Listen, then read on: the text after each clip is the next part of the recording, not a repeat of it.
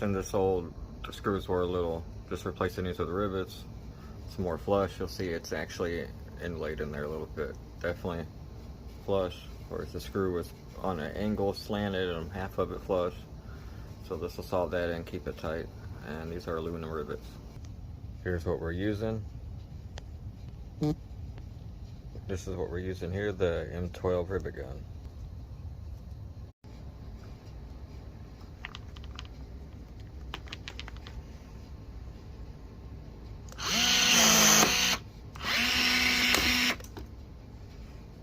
There it is. Goes back in the tank there. And you'll see it both really flush.